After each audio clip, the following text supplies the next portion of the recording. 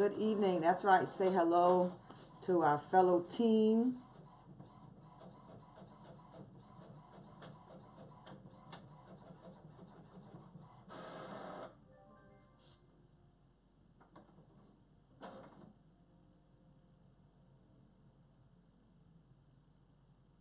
Wow, beautiful.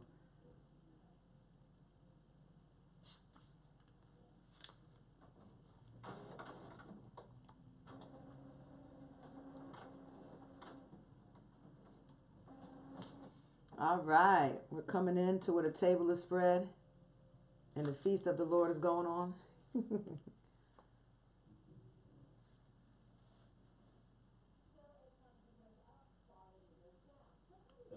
Awesome. All right.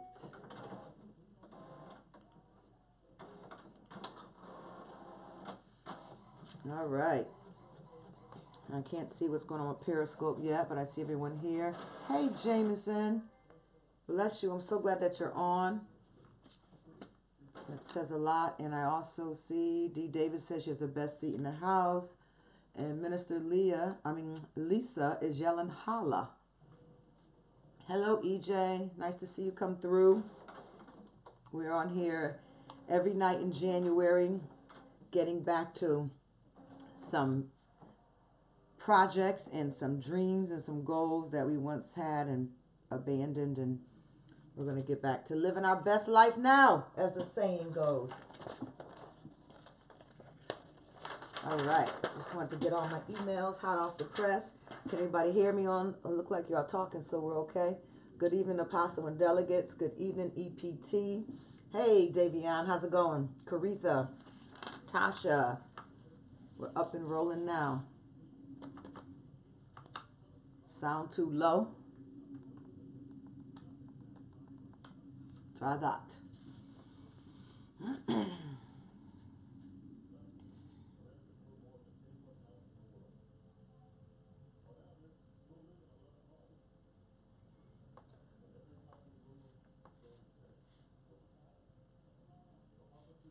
All right. Everyone can hear me fine. We're moving now. I can hear you fine. Okay. Check your side, Karen, because everyone else is saying that they can hear me fine. Maybe it's something with your volume. All right. We'll start out. What do we want to do with the drawing first? We'll do the drawing first. You going to draw for me? Shake it up. Shake it up. Shake it up. Shake it up. How's it going, EJ? Happy New Year.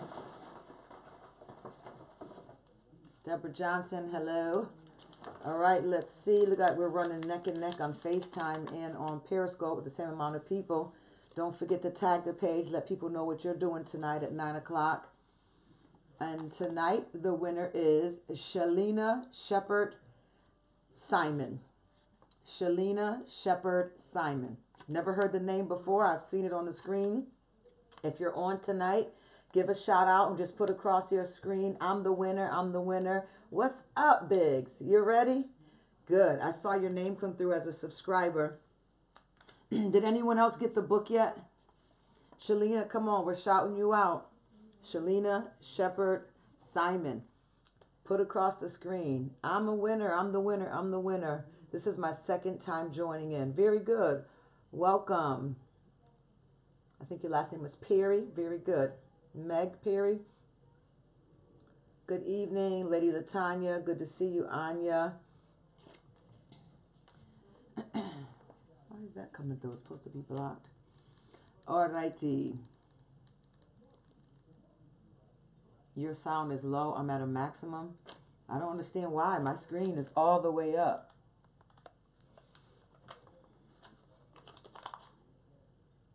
Anyone else have me too low on your side? Do you hear echo? Okay, so it's just in the headset. Good. I just text her, Apostle. Oh, okay, Hope. You know her. Very good. Thank you. It's loud here. See, I don't know, guys. Maybe something with your Wi-Fi, because there's only 2 people out of 32 that's saying that they can't hear it too loudly. All right, so Shalina Shepard Simon, you won tonight. Please tell her to email us and give us her address. We can mail out the book. She has a choice of the companion, the reading book, the companion book, or a journal. It's up to her what she wants. She needs to email us right away, though, please, at info@SuzanneMHoward.com. info@SuzanneMHoward.com. And we'll keep her name here as the winner on the 7th. Very good. Thank you. Thank you all for coming on tonight. Airtime is expensive. I'm glad I'm not wasting your time, and neither are you wasting mine. We are here with an agenda, with a goal, with a mission, and a plan that we want to debox. We want to open it up, and we want to begin to assemble everything that's been inside, and we're going to do it together piece by piece. Let me read these emails, and then we will find out who is who has taken their assessment. And I thought I had one more, but okay, we'll go here. Got some good emails, I believe. All right, the first one says, wow, Apostle, it really made me think of my own pursuits as to where the motive came from. It's supposed to be on block. As to where the motives came from. Oh, I think it might have distracted it. But it's supposed to be on block on here. No phone calls during this hour. Do not disturb? Yep. Are you sure? I put it on my phone. Make sure y'all can still hear me. Everybody's good?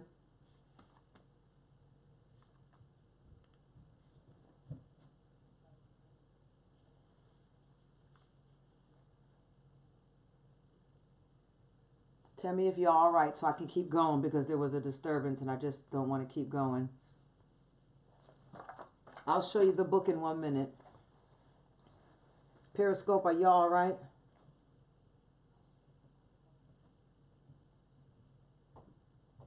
I see hearts still coming through, so I'm going to assume y'all are there.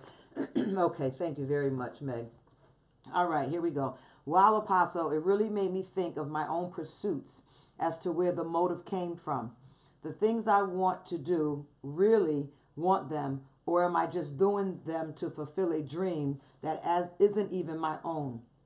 I was never told to shut my mouth, but I witnessed the tension and outrage with my other siblings, so I naturally fell into the good child category. I couldn't pursue some of my goals and dreams because of fear, and it was often not my own fears, but because of the fears of a diagnosis. It made my family very nervous about where I would go and how far before I reach the place I wanted to go. I don't feel any resentment towards anyone because anyone would be cautious in that situation. However, I do feel like it stifled me in my own thinking to be able to go after what I want. Wow. I fell more into people pleasing.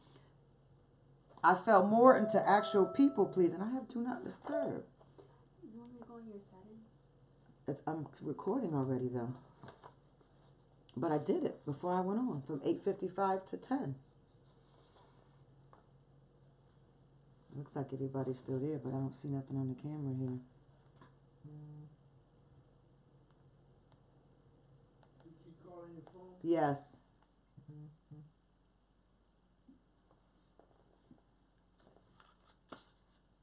Trying to block this stalker that I have calling me. It goes with the territory. Sometimes if they call back to back, it'll go through. You have to block them from being able to do that. I have that on there too. Yeah. Yes, it's kind of thrown off. You have me on the camera. Hold on, guys. All right, looks like you can still see me. She's probably on watching, and that's why she's doing this foolishness. But we're going to put the intercessors on this very soon. So, however, I do feel like it stifled me in my own thinking to be able to go after what I want. I fell more into people pleasing than to actually knowing what I want. The area I feel it's pretty much affected is through my confidence. I know I am passive, very passive most times, and respond often out of fear. This identity topic is really helpful. It is helping me in ways I didn't know. I want to know what I don't know about my authentic self.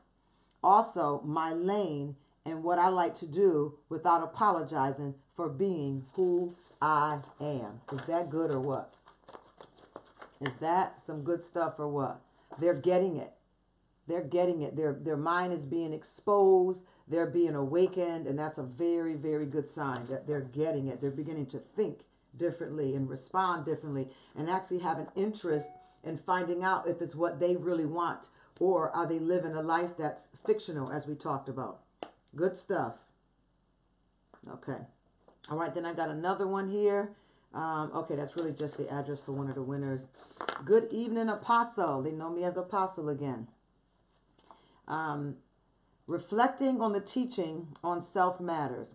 I thought about it and truly think my authentic self was before I was the age of 10. Now somebody's getting it. Now we're getting there. So I think a lot of people responded based on something that they survived. And because they survived something, they feel like that's when they took their head out of the clouds and became authentic and handled their life. But that's not necessarily so, because after that, you could have gone right back to your old self again. Oh, y'all doing the hands up. You remember it for testimony, right? So it's good to see now that we're talking more and more and more that I'm actually hearing people saying, no, you know what? I may have gotten real for a moment and defended myself. But honestly, before that and right after that, I went right back to the same thing. So this person says, I thought about it and truly think my authentic self was before I was the age of 10 years old, when everything seems like life had so much. I didn't have much to really think about. On the other than being a girl with lots of fun and everything I could possibly ask for. It all changed after I got 10 years old. I had to know so much, and being already experienced to what comes with puberty, being a little girl, I was not so much fun, and it was not so much fun anymore. I had to put what was like a shield around myself because of what could happen, I was told. See, so fear was passed on to her, and it became a learned behavior. I had to put what was like a shield around myself because of what could happen, I was told. Then I realized I had to accept the truth that my life had to take a turn. My authentic self had not been taken away. The teaching on soul matters has truly opened up my spirit to look at me. I know after the 30 days of teaching, my life will be better. I have decided to be the authentic me, stop putting aside myself for others, and do a few things that I truly love. Somebody says, I can relate. Come on, y'all relating up here? Let's go. Hands up for another testimony. That's right, Eagle Vision. That's what we do when people come out to be real. A little transparency. Awesome. Good, good, good. All right. This person here we're going to segue right into, because we're going to talk about, well, we're not going to actually go right into the assessments, but I'm going to read this testimony now. Someone actually took the time and did the assessment, and they sent me in a couple lines of an email, and this is what they said. Well, and it was a long breath because there was a few dots that followed. I didn't do too well with the assessment. And he had kind of a face. My score was 108, which fell in the range that is stated most problematic. I have work to do. I know I have work to do. This 30 days is about me. Shaking my head. I want to see the authentic version of myself. Now that's real. So my helper in here tonight is going to help us when I get to the assessment part. And you're going to talk to us a little bit about what 108 score talks about. Is that good for us? We're good? All right, we'll go on from here. So welcome on. Make sure you got the best seat in the house. We're going to continue just on dealing with some facts from last night. How's everyone doing today? Everyone doing well?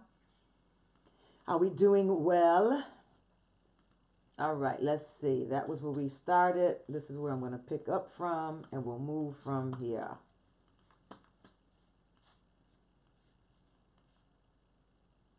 Matter of fact, I'll move this way so I can see comments. And I'll move my notes this way. All righty, let's go. Welcome, welcome, welcome. Yes, I'm ready to meet the authentic hope. She put her name there. I can relate sometimes after my 40s, I believe they said. I can also relate sometimes after the age of 14 or 15. Very good. Everybody says they're doing good. Doing good, all things considered. Very, very good. Clearing and shedding and shredding mail today. Oh, you got a extra burst of energy that we talked about on the other night that you felt like doing some cleaning up, huh? Yeah, it keeps being interrupted here. I have a not so healthy person that wants to keep calling my phone, but we'll handle that.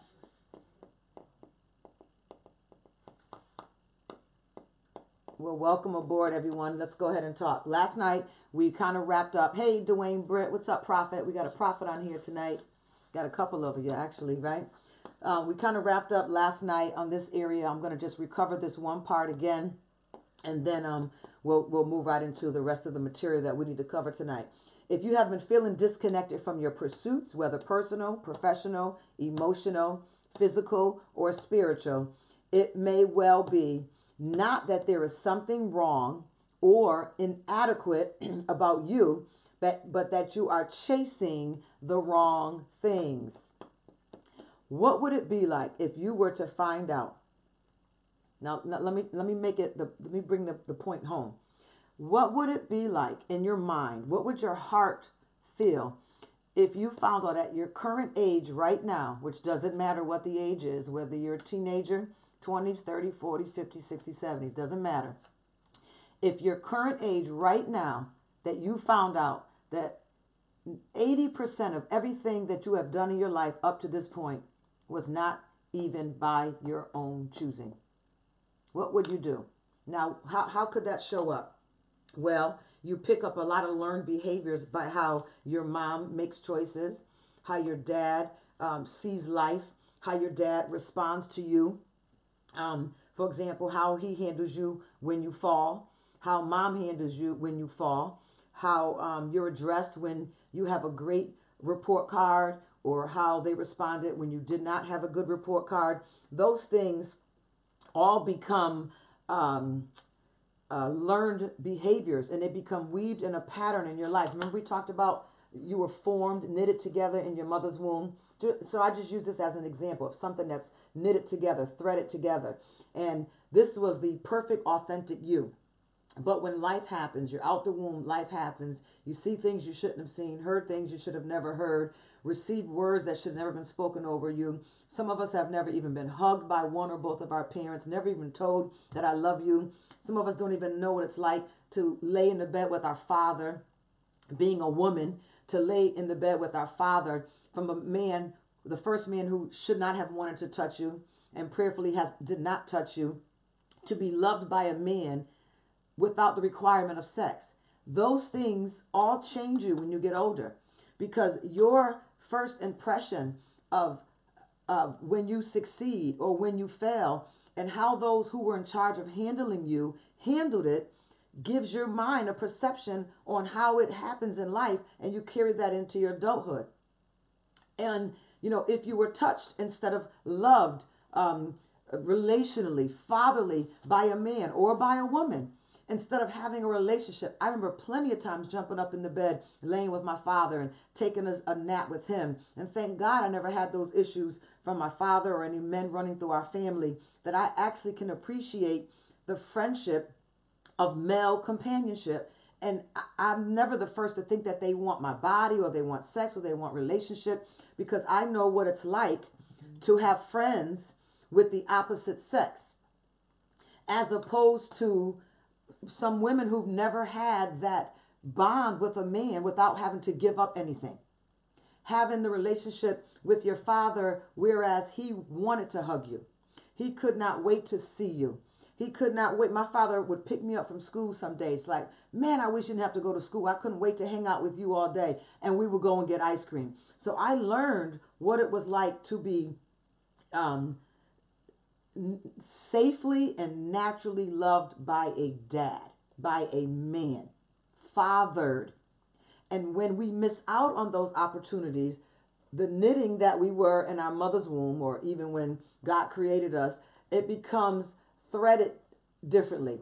Another pattern comes in the pattern, and it throws us off from who we were supposed to be naturally, where our authentic self has been lost, and we've been operating in broken pieces, per se, trying to figure out. When I did well in school, I know people that would tell me that their parents never even looked at their report card. They never got a response. They didn't know that they were failing class. I know a girl that skipped months from school, and in those days the school didn't call right away, and the parents didn't even know she skipped school. So in her life today, she really believes not only does she not matter, but whether she produces or not doesn't matter. In her mind, it really doesn't matter what I do anyway, because nobody really cares. And it's carried into her adult life. And we call these learned behaviors. So depending on the role models that were set before you, the people who were in the role as mother and father, how they responded or did not respond has set a pattern for you in your life today. It's good to have brothers and sisters, and it's good to have brothers and sisters that you have conflict with, because these things teach you how to handle conflict when you get in life. But when you don't have siblings, and you don't know how to share, and you don't know how to make up, and you don't know how to separate, and you don't know how to be, let's just say, angry at one another, but still love one another. When you don't have that growing up, you miss very vital points that prepare you for the world. It prepares you for your life. You miss that. These are all important things that we are supposed to learn in the nest, in the household. And when one or all or many of them are absent from your life, when you get older, you have filled that with other voids. You have filled it with other solutions. And we talked about the severe ones, the alcohol and the drugs, and addictions to sex, and addiction to attention, an addiction to manipulate, an addiction to lying, because some people feel so low. What's the word? Self-concept. When you have such a low self-concept of yourself, you're constantly believing that you have to manipulate people to keep them in your life, because nobody would love you just the way you are. So you fantasize stories, and you embellish small truths, and you make them big, interesting stories, or you're the center of attention in a room, or you're the one that always has to make people laugh. And then the next day, you're like, you're unstable, you're bipolar. You're making everybody laugh at the party, but they don't know the next day you can't even get out of bed. And you do this because you're getting your accolades, if you will. You're getting your attention. You're getting your feedback. You're getting some kind of response that makes you feel good, to know that I made somebody happy, and that's what makes me feel happy, because you don't have happiness on the inside running all by itself. And that's why, as Christians, we do what we do and encourage people to have a relationship with Christ, because he tells us that once you are in him, there's a joy that you have with him that the world didn't give you. We love to quote this one out in the church world. The world didn't give it to you, and the world can't take it away. He calls it joy, unspeakable, joy overflowing, joy running over.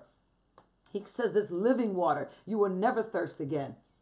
There's a difference when you have had to make up all of these things that comes in Christendom, that comes in Christ, that you have to go out and get on your own. So we make up for things that we didn't have. And then, we run around, and we may not even tell people, but in our mind, oh, she's like my mother. But we've never told them. There was an older woman that was a good friend of mine, and to me, she was like my mother. She taught me. My mother died when I was 17. So she really taught me how to cook, how to handle things in the kitchen, how to entertain, and how to buy nice things for your house. And, she taught me a lot of those things, but yet I still had a girlfriend relationship with her. So we did a lot of crazy things together too, even though she was older than me. But I got that part of the maternal, the mother out of her. And I never told her that in my mind, she took the place of a mother. So there's some people in your lives that you have put in these places because you believe that that's what you would want from your mother, and that is what you would want from your father, and this is what you could use from a mom, and this is what you can use from a dad, not knowing that you cannot just take the good parts. You have to have the sit down. You have to be corrected. You have to be told that you're out of order. You have to be told that you're not acting like a young lady. You have to be told that you're not dressing like a young lady. You have to be told that you're acting real, as they say today, thirsty. You know, these are things that dad and mom would sit down and talk about. And now we're in the world taking bits and pieces from different people and building these invisible moms and these invisible dads. And that's where we get in trouble, because we end up being the judge, the jury, and the victim. Because we think that we have a perception of what we need, not knowing that the patriarch and matriarch that was set up, intended for our good, it's more than just bits and pieces of learning the things that we want to learn. There are life lessons that we must learn while we are still in our parents' home that we are going to use when we go out. I've seen mom and dad go through this before, so I know that I can do it. So there's less fear in your marriage, there's less fear in your relationship, and you're more than likely less likely to become codependent.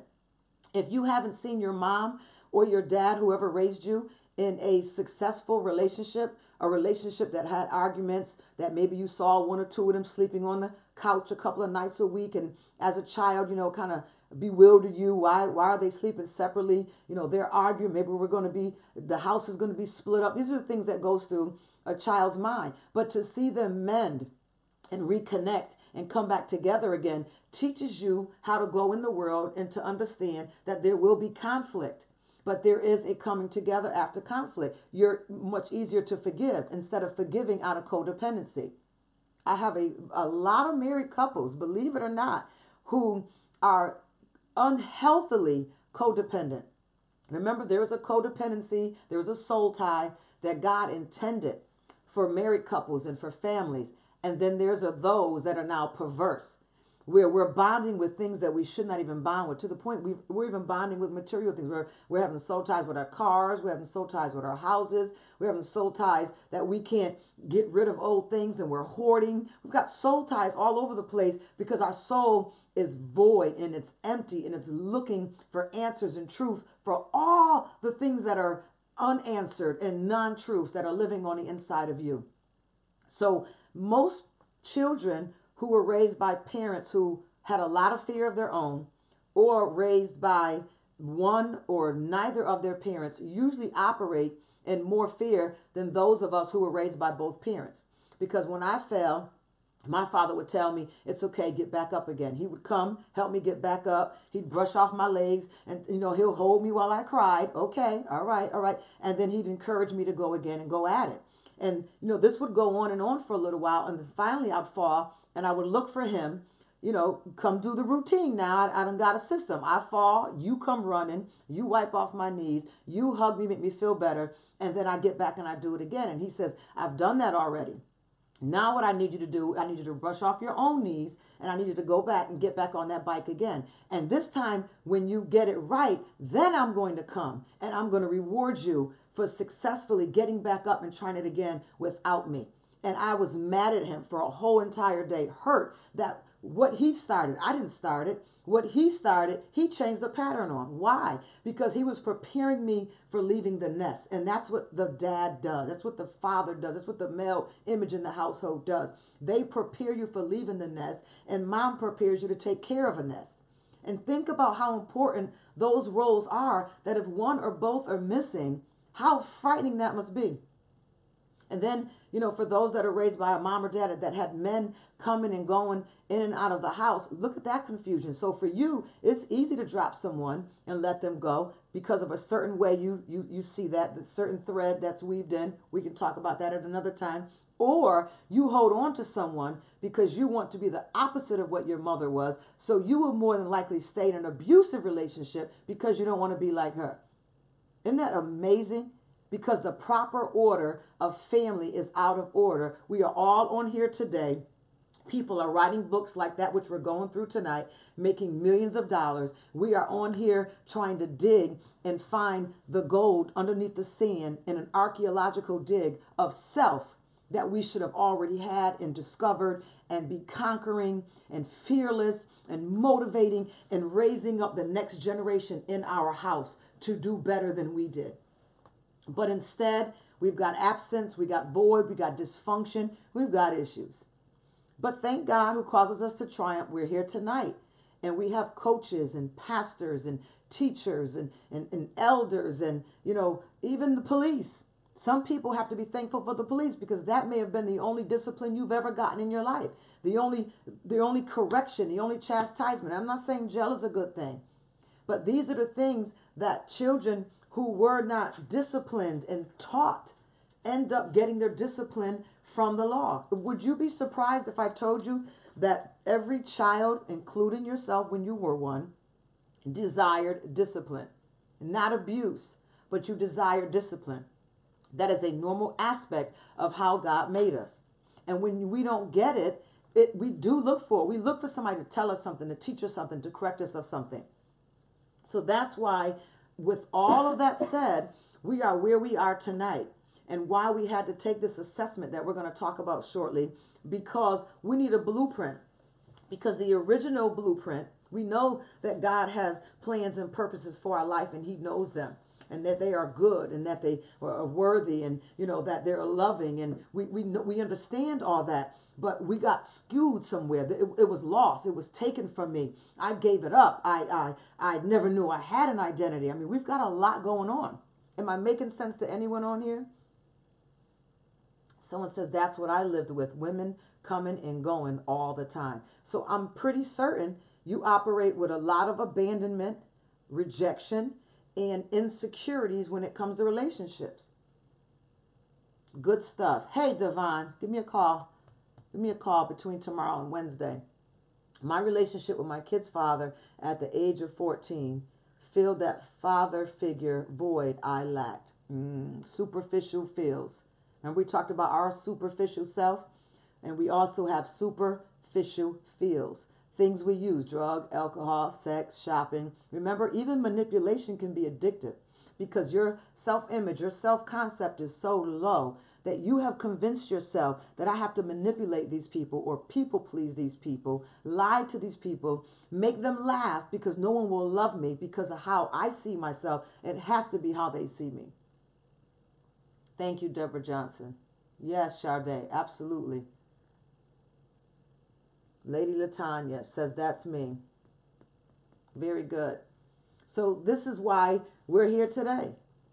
And don't feel behind because you're older, and don't feel, that your life was the worst because you're younger. Every single one of us are being born in some form of dysfunction. It may be at different ranges and different scales, but we are seeing so many young people triumph who were raised without a mother and a father. We've seen so many people triumph who were raised in hellholes of a house. I often think of the movie Precious. I have never heard, and I've heard a worse story a couple weeks ago on Dr. Phil by these two children that were raised by their father, who was a meth addict. And he had meth parties every night. And the things they did to this little boy and girl, that to this day they have shakes from the things they did to them. But even with the movie Precious, that was based on a true story, it is sickly unbelievable for our minds to be able to comprehend that people can do such atrocious acts psychologically and physically to precious little children, because learned behaviors are passed down. No one just got 40 and became a serial rapist and a serial killer for no reason at all. It does not just happen. We duplicate after our own kind. Everything from the beginning of creation has been duplicating after its own kind ever since. We do it on purpose, and we do it unconsciously. It's the way we are. I have conversations sometimes with my granddaughter in the car, and I'm surprised at the things that she's seen and noticed. I'm like, whoa, and you think that these kids are, just on YouTube and absent-minded and, thinking about cartoons. They pay attention to a lot of things. And when you ask the right question or they overhear a certain conversation, you'll be amazed at what they have put together in their universal thinking about your situation. Hurt people hurt people. That's right.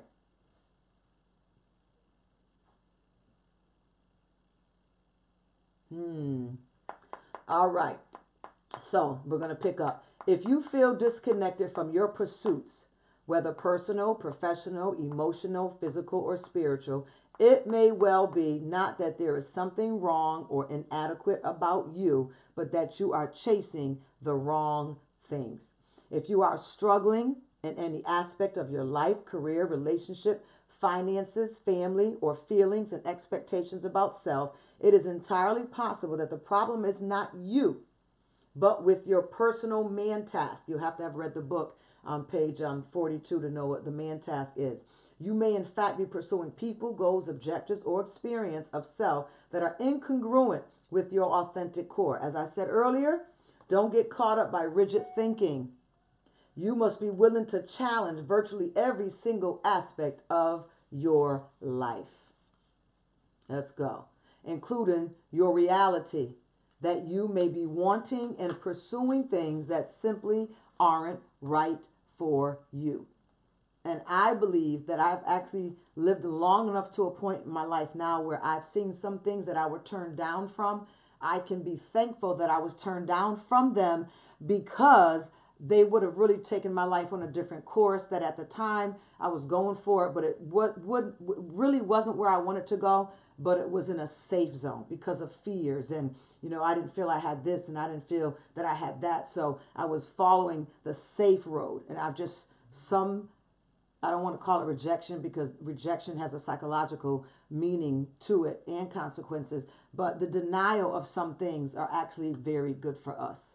So we went through fact 1 on last night, that your authentic self is there. It has always been there, and it is fully accessible to you. You are not the exception to this fact. There are no exceptions to this fact. In fact, your particular traits and characteristics and your store of accurate, distorted knowledge are what define you and yet differentiate you from every other human being in the world. Isn't that good? If we could just buy into it and believe it. This distinction of you is true, however, if and only if you live a life in which everything that is uniquely you is allowed to come out. You must seize every genuine characteristic that is you and allow it to take center stage in your life. And that's hard, but one foot in front of the other, you can get it. And it can be done. Rediscovering the authentic self is not esoteric. It's not mystical work. It's work that can be done not only by some philosopher or by some mountaintop somewhere. It's a job that you yourself can do, and in fact, you must do it. You can't be you if you don't know you. That's your journal mark for tonight. Put that in there first. I can't be me if I don't know me.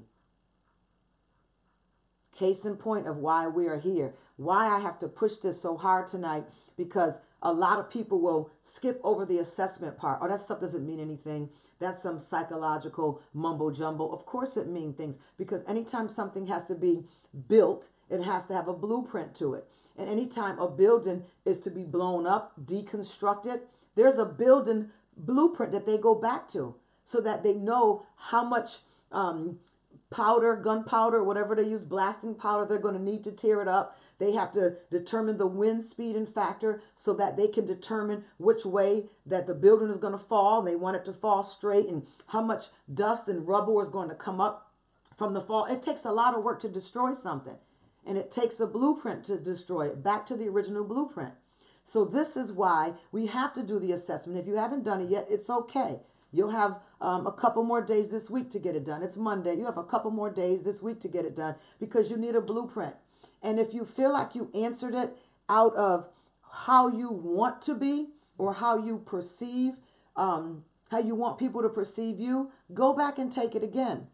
Because you want to take it and be honest, baseline honest. I don't want anybody to know this, but yeah, I really do kiss up to leadership. I don't want anybody to know this, but yes, we don't get to see which you answered yes and no to, or high and low to. All we get to know is what you want to share, first of all. And if you want to share nothing, it's up to you. But you get to see exactly where you fell in that range. And trust me, it is not going to tell you anything that you already don't know about yourself. But what it is going to do is set you up for promises and tasks and goals to get you back on a road, not just of rediscovery, but of excitement and passion for your life. Live your best life now. Stop waiting for the programs to come on that's called all these nice fancy cliched names and we're excited while the program is on. Some of y'all maybe should be worldwide evangelists and speakers and teachers and commentators and news reporters and working in Senate and congressional office and working in your local town council, working in the school system. You know, some of y'all set up, you wanted to have shelters and women's homes and battered homes. And, you know, these are the dreams that he's given you. And I'll quote it again, and I quote it very often. Dr. Miles Monroe once said, God rest his soul. He said, the richest place on earth is not the richest place in your state or Beverly Hills or Mulholland Drive. The richest place in the earth is the graveyard because there are more dreams and visions and plans and purposes that have died and are buried away than those that are actually being produced in the earth. And that's why there's the richest 1% in the earth, because those are the people that dared to be authentic. Those are the people that dared to go out on a limb. Those are the people that dared to challenge relationships and family and people who didn't co-sign their vision. They were the people who dared to take hurts and loss and rejections and keep going. And that's where I want you to be, because you have to find your authentic self. Your authentic self is there. It's always been there, and it is fully accessible to you. You are not the exception to this fact. There are no exceptions. Another fact, the self that now runs your life didn't just happen. I know, I see you sighing. Wow, I know. It's all right, I understand. Didn't just happen. It is the result of, one, certain key events that you have experienced in your life. Your external factors. That's a word for you to write down tonight. Your external factors. What happened to me did not just happen. Wasn't just a tree that began to grow crooked. No, there was an external factor in your life that caused this thinking and these fears that you have right now.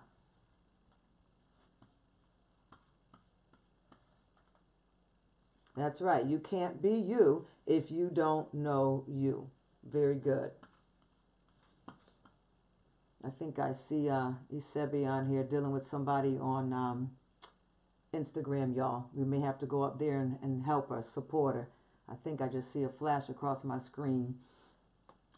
Hallelujah. When you're doing good things, not so good things come up. All right, let's go down a little bit more. Your particular traits and characteristics and your store of accurate, undistorted knowledge are what define you and differentiate you from every other human being. It is okay to be different. But so many people spend so much time trying to fit in and trying to be like someone else, trying to covet people's gifts and trying to preach like their pastor, when your pastor doesn't want you to preach like them. There's already one of them. I need you to preach the way he gave it to you. I need you to teach the way he gave it to you. When you come to me, my job isn't to make you me. My job is to bring out the gold that's buried on the inside of you so that you can be the you that he's created you to be. The purposeful, passionful person that you will be excited to wake up with in the morning and you will be excited to lay down with you at night. When's the last time that happened?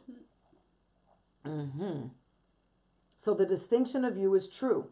We got that. We're going to work that. But listen, another fact. The self that now runs your life didn't just happen. It is the result of certain key events that you have experienced in your life. Your external factors. Number one, my external factors were key events in my life to get me where I am. How I think, the things I fear, even your choice of foods that you eat, even your get up and go. All of that came from external factors.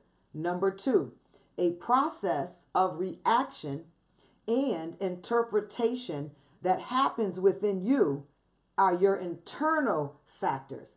So first there are the external factors, things that have happened, experiences and the perceptions of those.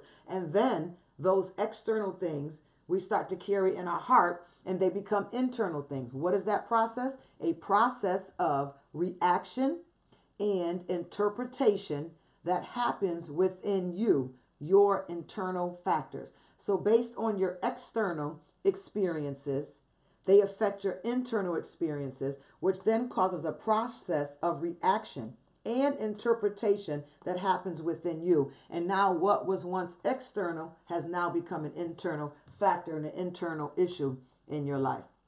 And that's why we call it a process. It is a process of reactions. How your mind is trying to figure out, how are we going to handle this? This is trauma. This is love. This is acceptance. This is abandonment. And when you get older and your system begins to try to filter through certain things that are happening in your life now, you may have a lot of misfiring or misfiltering, because what you equate to love or rejection or abandonment may just be somebody spending some time to correct some things in your life. But because there was never a man or a woman in your life prior to correcting you, you see it as rejection. You see it as them getting ready to abandon you. You see it as them talking against you or talking down to you. And I don't let nobody do this to me, and I don't kiss nobody but, because there's been no one there to sit you down and to correct you. So you don't know how to receive the correction that you need for your life. Through these external interactions, the world either affirms and builds up on what you start with, or it countermands, attacks, and erodes it. The external interactions, the world either affirms and builds on what you started with, your authentic self. So when you were born into that family, they either build and affirmed on what you already had with, or it countermanded it, attacked it, and erode what you were started out with. That's like saying all of us were starting out with 100. We had 100 in everything. And we can either build on that 100, or we can simply let it erode and take away from us. And then we wonder why now we're too tired to do this. We're too low to do this. We need a party after every 4-day work week. We call them happy hour, because you got to constantly find things to make you happy, because there's no well inside you running over with joy and gladness. The internal factors, now we're going to go internal again. The internal factors and reactions are just as powerful as, if not more powerful than, the external ones as you interpret and react to what happens in your life. So we went through the external interactions. They either build on or take from. Then it still has to go in and be processed inside. And your reactions are just as powerful, if not more powerful. I happen to agree that they're more powerful than the external ones, as you have to now interpret and filter and file where you're going to put this, in the pain category, in the truth category. I'm not lovable. Remember we did this last year? I had the 2 mugs out here, truth or trash. You have a self-concept that you're not lovable because you were abandoned by everybody that's supposed to be in your life. So I'm not lovable. There's something wrong with me. I don't know what it is. I really think I'm a great person, but I must be unlovable because everyone has abandoned me. And somehow that's filed in your truth when it should be trash. It is trash. We talked about having facts last night. Where are the facts that mom and dad left you because of you and not because of them? You weren't molested because of you. You were molested because of them. But as a child, we take them on, we internalize them, and we grow up with that. And that becomes our personality, which is our soul. The end result, if you are a product of an unkind and insensitive journey in your life, there is a fictional self that has developed from that. It is fictional because those negative experiences in your life, and perhaps more importantly, your reactions to and interpretation of those experiences, pull you away from who you once knew you were. Don't make trouble, just take it. That conforming definition of you may be convenient for the world. That's how you've been living. That's what they're saying here. It may have been convenient for the world, but it can leave you frustrated and lacking hope, passion, and energy. So another fact, let's hit another fact. Your fictional self is the source of wrong identity and wrong information. Your fictional self is the source of wrong identity and wrong information. Fictional is wrong. That's what you need to remember with that. Your fictional self, not the one that you believe is authentic. If you took the assessment, you'll see what's fictional. Your fictional self is built on nothing real. It's like reality TV, but not reality real. Think of it this way. When you come to a crossroads and you should go right, you go left instead. That is a double bad deal. Left is taking you where you don't need to go, but just as importantly, it is also keeping you from going in the right direction. You can travel 10 miles when you should have only gone 10 miles to the right. So now you've got to turn around. You've made a 30-mile mistake. The 10 miles you went in the wrong direction, the 10 miles that you have to come back to, and the 10 miles will take off from where you started. And then that's the kind of compound error that characterizes life in the fictional self. Seems so exhausting. If I was in counseling right now, I would be so exhausted. Like, I would just feel like I'm giving up hope. But I don't want you to feel like that. That's why you have the material, and you can find out what happens from this. It doesn't end right there. This explains why you've got to call time out now and determine where you are. Is the direction you are headed with your life, in fact, the way you want to go? Is this the way you want to go? It's exhausting. And then, the way our mind works, it overwhelms us in our mind and gets us to just cop out automatically. Because just the thought of cleaning up my life is exhausting. I maybe got a few years left. I'm just going to ride out like this because just the work alone, I could never do it by myself. Then we get stuck up in wanting certain people to coach us and mentor us, or it has to be my mother or my father that does this and they don't want to be in my life. So until they accept me, I'm just going to continue living the way I am. Thank you, Will. No, no, no, no, no, no, no. God can send people in different packages, different sizes, different genders to help you out. He tells us all the time to be careful because you may be unaware that you are entertaining angels. I believe not so much in the supernatural realm, but even naturally, there are people that have been sent in your life, but you refuse to receive them because it has to be my mother. She owes this to me. Your mother may be completely incapable of ever giving you what you need. And you have to get to a place where you are okay with that. And perhaps once you get yourself well, you can go back and get her. You may be the one that has to minister to her. Stop thinking because of age and the dynamics of patriarch and matriarch that they're supposed to have everything you need. We've been dysfunctions for thousands and thousands and millions of years. When are we going to get the fact that the generations before us maybe didn't have anything for us? You have to be okay with a substitute mentor, a substitute mama role. But you have to get someone that you can really take it from, that's going to correct you and tell you the truth like a child they love and not a child they favored.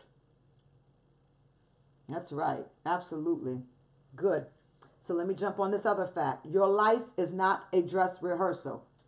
Stop playing. If I had written a book, I would call this fact, Stop Playing. Stop playing, because your life is not a dress rehearsal. Stop allowing people to handle your life like it's a dress rehearsal. You don't get another chance. So while you're building and compounding and encouraging over there, you're not watering your own grass. And then you're coveting the Joneses because you've been helping them water their grass and seed their grass and pick up the weeds, and you've done nothing on your own. Stop playing. Your life is not a dress rehearsal. If it's true that there is more to you than you are living, you need to be asking yourself, why aren't I living it? And you need to be asking that right now. You need to be asking yourself how to take control right now. You can write that one down. How to take control right now. Maybe you're not requiring enough of yourself because you think you are in a trap. Some people are so caught up with feeling sorry for themselves, they don't even realize it. They don't realize that all that has to happen in your life is a little bit of trouble, and it has thrown your whole life. And then you go down that left 10 miles the wrong way. Now you took 10 miles in, you got to take 10 miles out. Now you're at 20 and another 10 miles to start keeping up. He's going to talk about it later on in the chapters. Sabotage, self-sabotage. Because every time you do something successful, you need to have this big party that sets your life in the wrong direction. Every time something doesn't go right in your life, you go ahead and make different changes or talk yourself out of something because you haven't worked on yourself, but success has come your way. How do I take control right now? Start looking for the internal sabotage. Where are you betraying? Where are you abandoning? Where are you sabotaging yourself? Because you may have stopped requiring enough of yourself. You may be feeling so sorry for you, you stop requiring anything more out of yourself. Whatever I give is enough for today. I do what I feel like. I show up when I want to, and I give what I can. That's a lie. You give out of a low self-concept, a low self-image, and a low self-esteem. But if you saw yourself as the giant that you really are, you would show up and assume the position. But you stay in self-sabotage because you feel sorry for yourself. And that's some soul work that I want you to do over the next few days.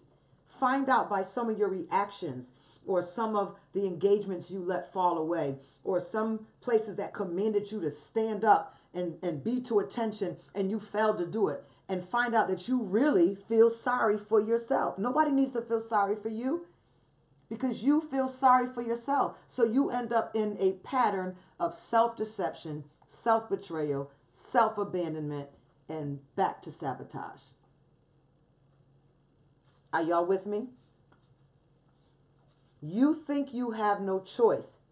Maybe you're being held down by lack of money or opportunity or by people in your life who will be threatened if you were ever more successful.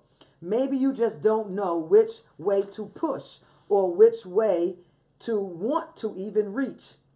Whatever your circumstance, you cannot let those reasons become excuses. Come on.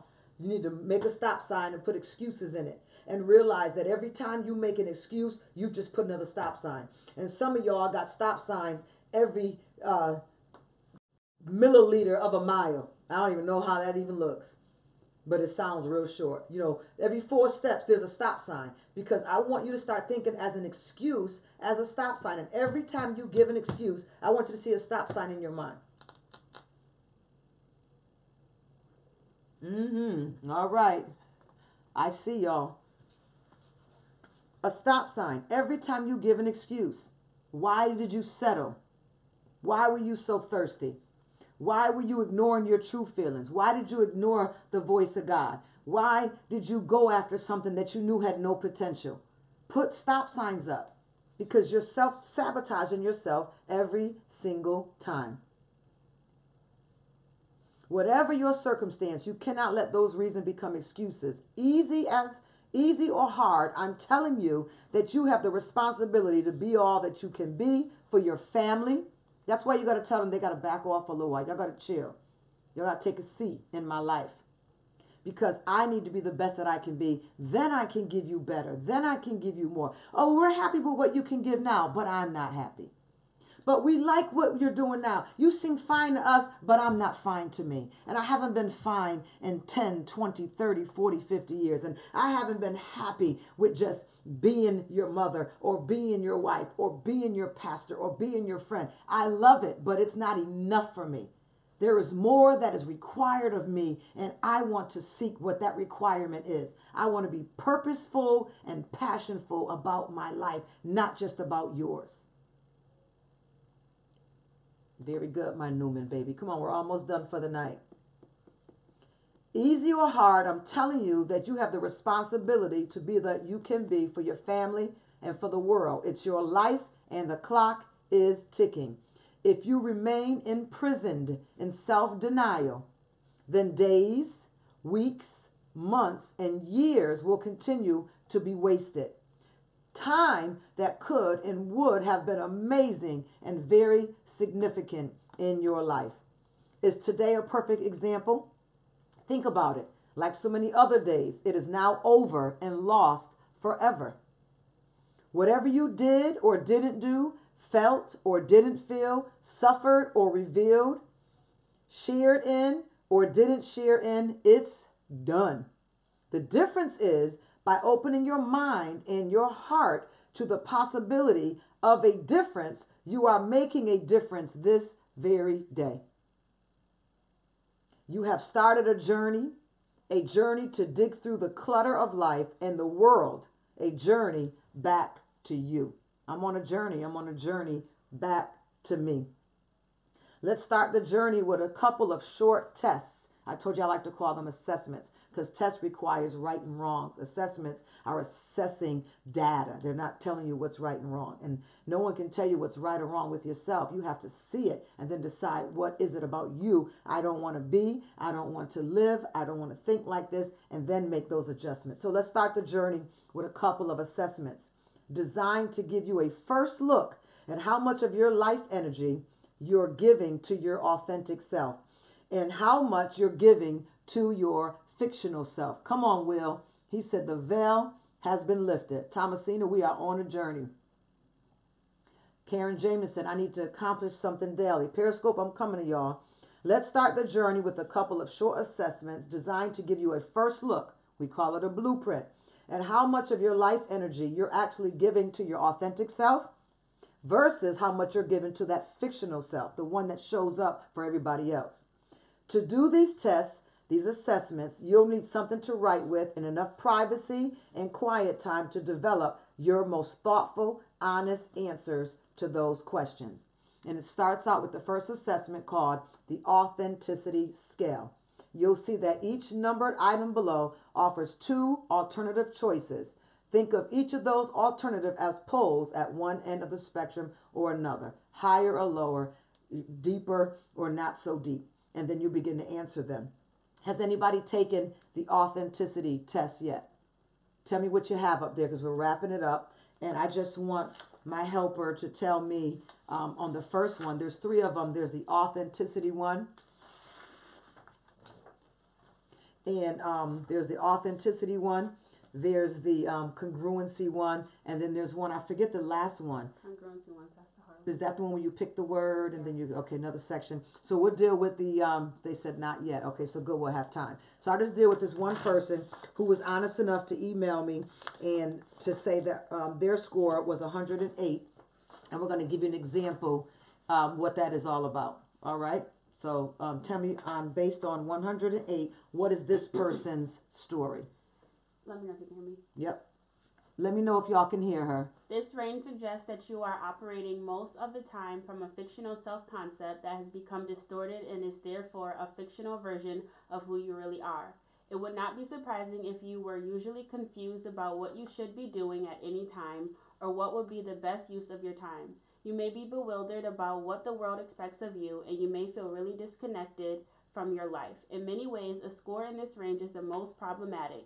The person who scores here may be aware of his or her fictional self and may understand that life does not have to be this way, but he or she may also fear the responsibility of change. They fear the responsibility of change.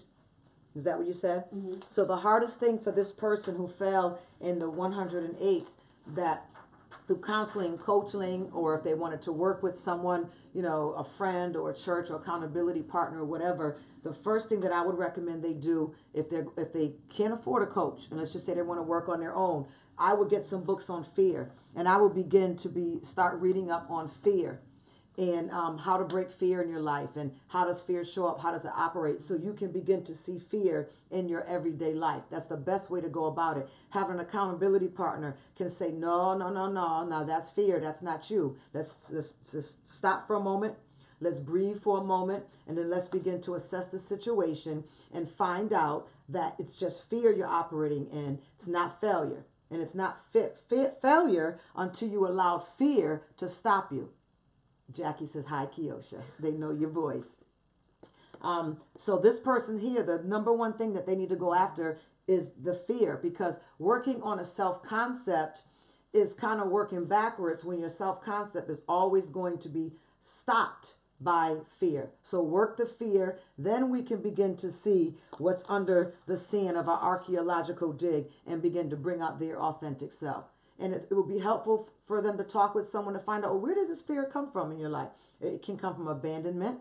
Like I talked about earlier, not having that support role of a dad in his position and a mom in her position to tell you, nope, you're going to fall down, but you're going to get back up. You're going to see some rough times, but you're going to survive. You're going to have some lows, but you're going to make it. You may be without a job, but another job has come. And when you don't get to live out these normal parts of living, you live in a lot of fear when you get older, and everything catches you off guard because you're not prepared for much of anything.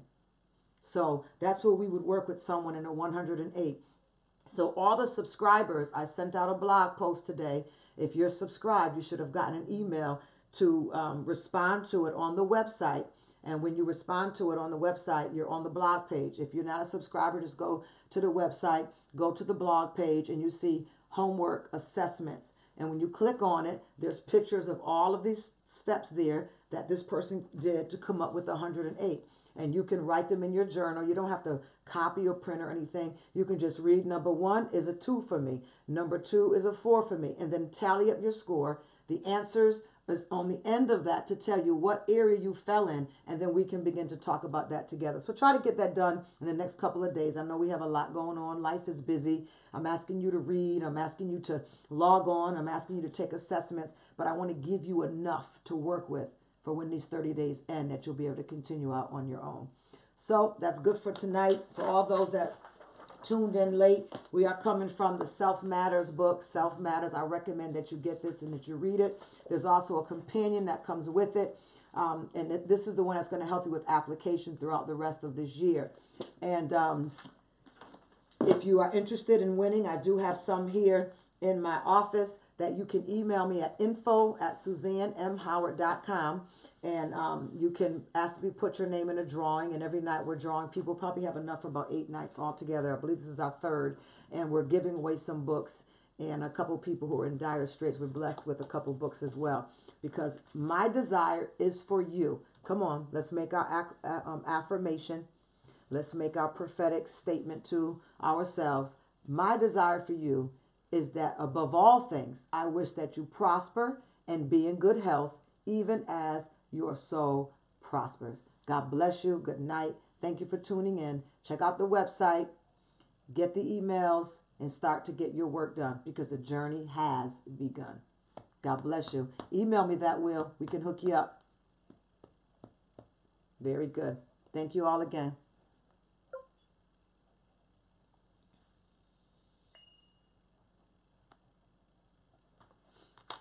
All right, now we just got to move here. Periscope didn't get much attention from me, but y'all look like y'all doing good. Maybe you don't believe you are capable of success. Absolutely, and that's going to show up in your self-concept. Your life is not a dress rehearsal. Your fictional self is the source of fictional reality. I took some very good notes.